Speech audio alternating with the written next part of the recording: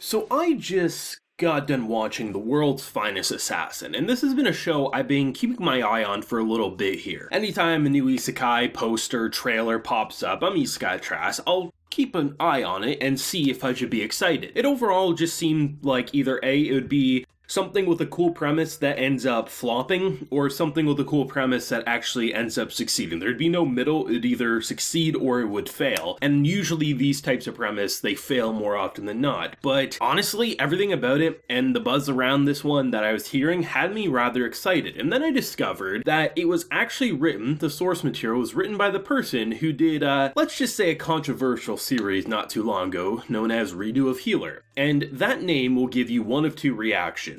Oh hell yeah, or oh shit. Like the idea of the premise, there's no middle ground when it comes to a series like that. But there was also an interview a while back, maybe it wasn't a while back, but I remember watching it some time ago from the Anime Man, who gets a lot of opportunities to interview actual creators when it comes to series. I remember the creator of Redo of Healer saying something along the lines of this was a series that they were actually proud to write and were excited to write, and it wasn't there just to be a cash grab. And that kind of gave me some hope about not just having something be edgy or just something that wouldn't be for me, right? In the intro to this episode, the first 5 minutes, you start off with basically a slave auction of young girls who are basically being sold to disgusting, horrible, vile people. And I was cautious about where this scene was going to go. And instead of the generic hero saves them, this or that, rather no, you actually had a plant by one of the assassins in order to kill these scumbags, and you get this badass scene where the girls are kicking ass, taking names, and you have the other characters from a distance sniping and taking care of business. And I have to say, this entire first episode was fresh, it was exciting, and it was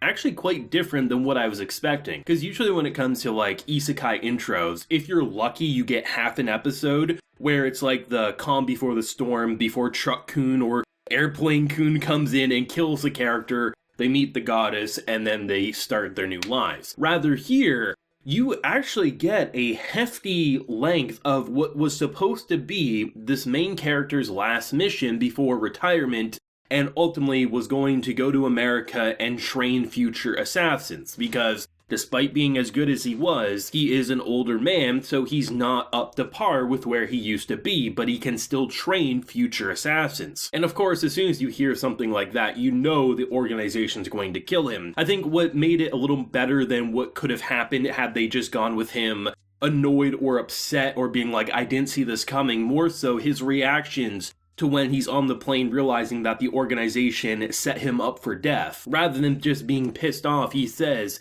I gave my life to this. If they would have ordered my death, I would have done it willingly. So that's what starts his kind of anger and chain of emotions. And the idea of like, you know, a goddess summoning or even a goddess being a bitch and saying, I'm going to belittle you and talk shit to you. We've seen that. So what's kind of like the intro hook to the isekai? Because I've heard about this show that rather than it being one of those shows where you can definitely feel the isekai elements every single episode or chapter, it's going to be something where it has an isekai hook, but most and foremost, it's going to feel more like a fantasy more often than not. But I like the idea of kill the hero. That's a pretty fun premise because when you have an assassin as your character, and I have to say, this man was a badass assassin. If you give him a mission of killing 6 mafia members, he will kill 6 mafia members, not any more, not any less. And even when his subordinate is saying, no, we can kill them all, we don't go and do anything unless ordered to. This man was a tank, he was a badass, and he set up some really cool plans before his death. I mean, I only got to know this guy for like 15 minutes, but I have to say, I was impressed and I could tell that he was a man that his age brought wisdom and he would be the perfect trainer for future assassins. So the idea of a goddess summoning someone and giving 2 different branches in life. Either A, be reborn, fresh start, which is what a lot of like, you know, those fat, annoying slobs get killed by a truck, try to save a pretty girl. You get 2 options, be a hero or get a fresh start. A fresh start for many would be something that they would jump into with open arms. But the second start, you get to keep everything you have, your memories, your skills, your experiences, but you're going to do something for me, and that is to kill the hero. And it'll be interesting to see where that premise will take us, because clearly, based on promotional images and character designs, it looks like the story will follow probably for most of this anime will be him in like a 12 to 14-year-old body, right? But still, that would probably work in his favor given the fact that he was going to retire because of an old age and his body not keeping up with his mind. And even then, his mind might start to go. So to have those experiences in a new, limber,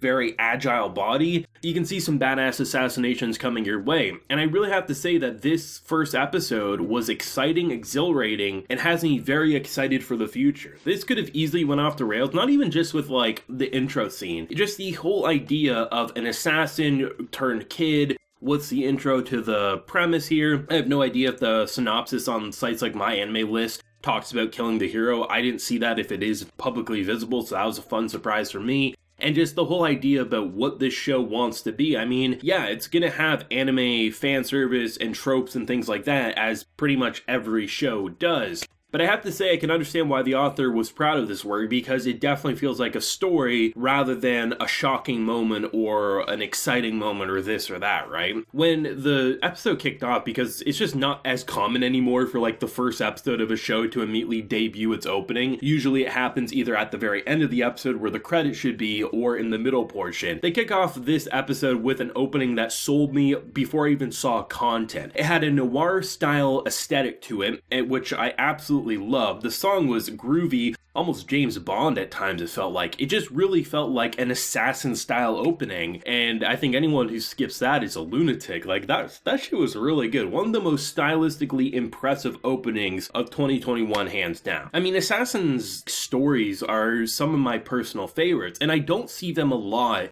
in the anime medium. When it comes to games, when it comes to movies and things like that, I see them all the time and I experience them as soon as I see something that catches my eye. But when it comes to like anime, it just tends to not hit its mark more often than not. And when you're having a main character as an assassin, that's disappointing. And I think even though we're essentially putting him into a kid body, the fact that we got to know him first and foremost as this experienced old man, I mean, he literally threatens his subordinate in this episode. He disarms her, saying like, you shouldn't just trust me. When he gives the gun back, she pulls the gun right back and he disarmed the bullets, right? Clearly, there will be the traditional anime sequences, but what gets me is I actually impressed with the main character's persona and how mature he is. And I think when I was watching the adult scenes with him, I was thinking to myself, damn, wouldn't it be cool to see an entire anime with just his life? Like, 10 years of his life of assassinations in this body, because with age comes wisdom. But I think because of the isekai hook here,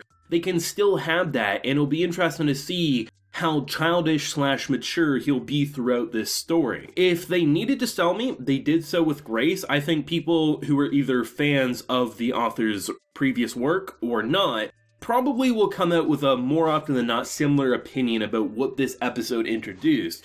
Bad people got what they deserved. Situations that could have just been there for shock ended up with badass imagery with them kicking ass and taking names. You're now going to have a trained assassin with a normal skill set with guns and things like that, hand-to-hand combat. Now we'll also be in a world with magic and sorcery. There's some cool stuff that's going to take place. Isekai isn't for everyone, and maybe this show won't be either. But I have to say, as someone who was pretty cautious, I'd say this was one of the more cautious intros for me. Like walking in, I was very like, I'm willing to be very disappointed. I came out saying, great first episode, killer first episode. I can't wait to see where the relationship between this goddess and, the assassin will go from here. But I'd love to know your own thoughts, whether you were a fan, whether you weren't a fan. Let me know, and are you excited for episode 2 next week? Let me know down below, leave a like if you enjoyed, and subscribe if you're new around here. So until next time, everyone, please take care and have a good one.